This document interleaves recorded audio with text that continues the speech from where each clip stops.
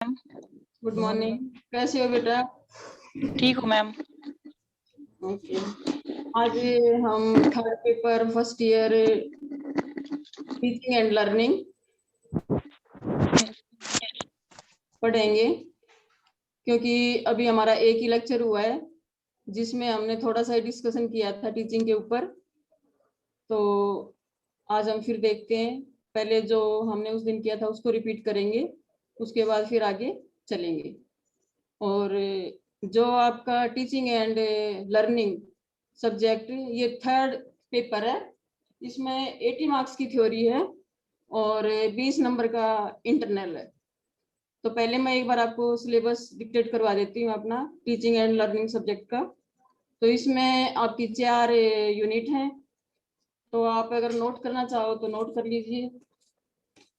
जो first unit है आपकी टीचिंग, इसका concept, nature, importance of teaching and face of teaching.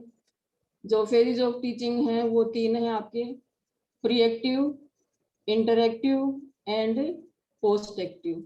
ये फर्स्ट यूनिट की बात कर रही हूँ मैं आपसे।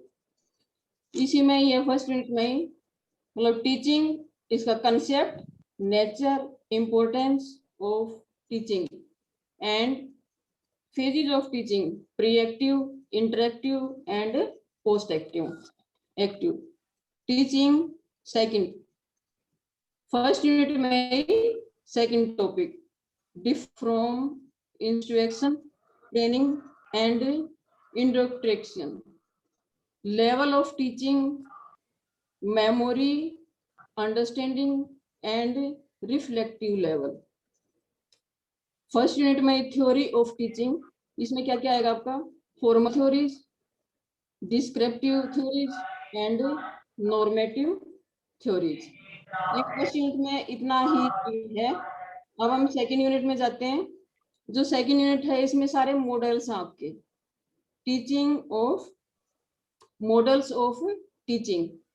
फर्स्ट मॉडल्स का नाम है Brunner's concept attainment model. Second जो मॉडल है मास्टरी लर्निंग मॉडल। थर्ड जो मॉडल है इंक्वायरी ट्रेनिंग मॉडल। फोर्थ है ग्लेजर्स बेसिक टीचिंग मॉडल। अब सेकंड यूनिट में जो सेकंड पार्ट है स्ट्रेटजीज ऑफ टीचिंग, ये कौन सी है, stimulus, brainstorming, lecture, demonstration and team teaching. अब थर्ड यूनिट में आते हैं हम। थर्ड यूनिट में दे रखा है पूरा लर्निंग का, जैसे हमने फर्स्ट यूनिट में टीचिंग का देखा था ऐसे ही learning concept, importance, types, factors,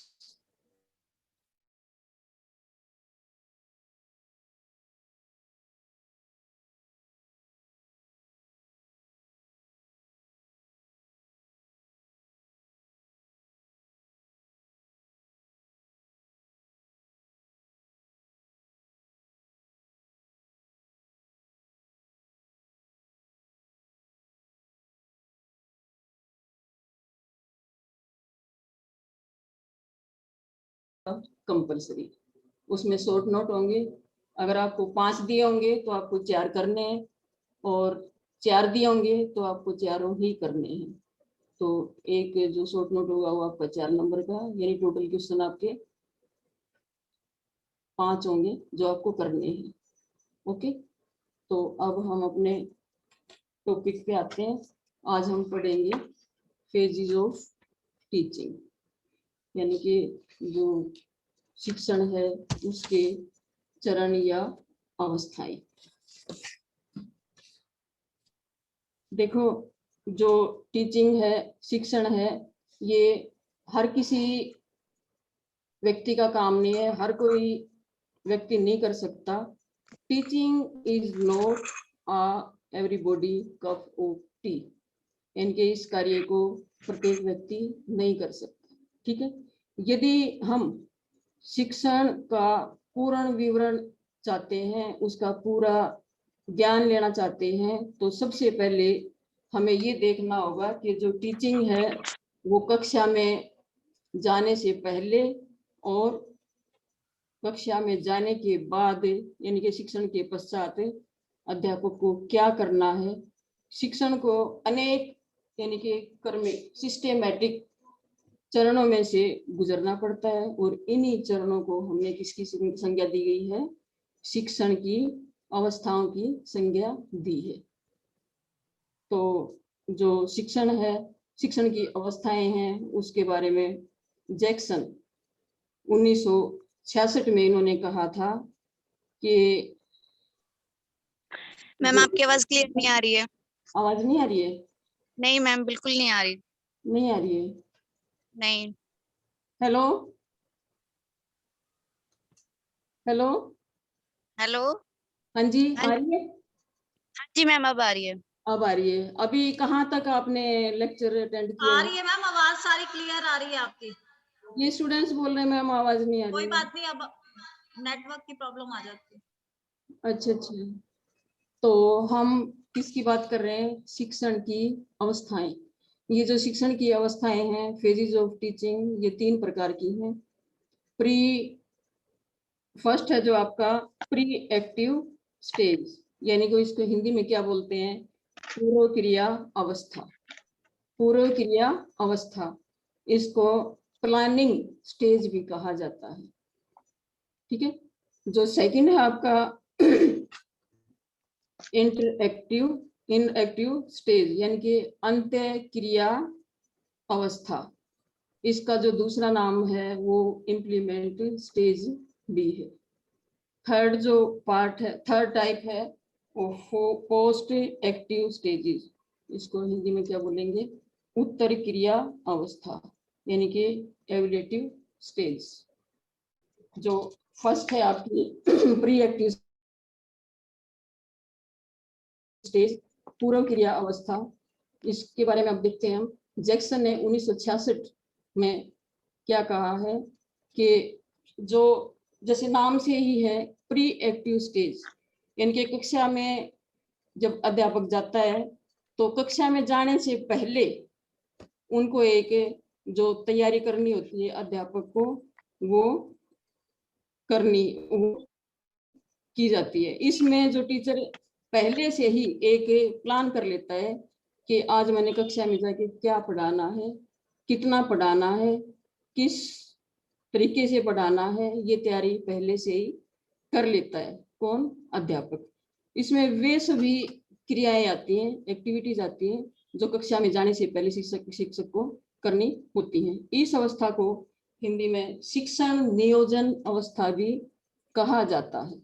इस अवस्था को क्या कहा जाता है? शिक्षण नियोजन अवस्था, यानी कि टीचिंग प्लानिंग स्टेजेस।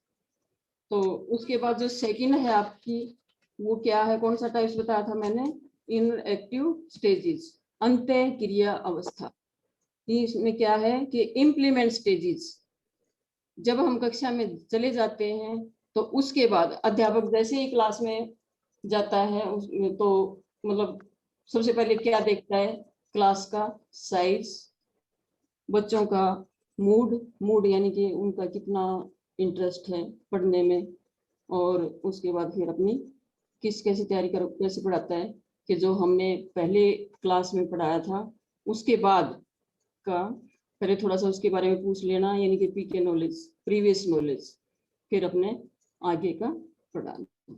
जो थर्ड है आपका पोस्ट एक्टिव स्टेजेस, उत्तर क्रिया अवस्था, एवुलेशन एवुलेटिव स्टेजेस, यानी कि जो हमने इसमें क्या बताया जाता है कि जो हमने पढ़ाया है उसका एवुलेट करना, जितना भी पढ़ाया है क्या बच्चों को वो समझ में आया है या नहीं आया है।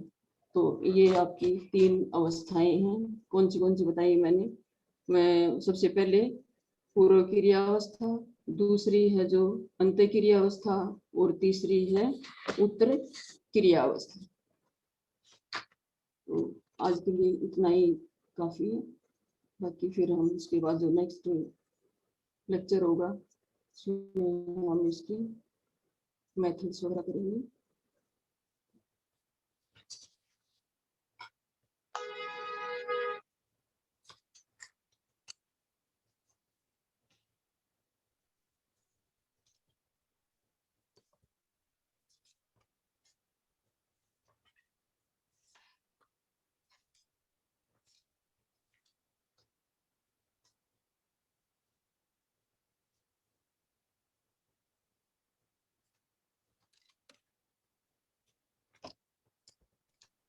मैडम आपकी आवाज बंद हो गई है।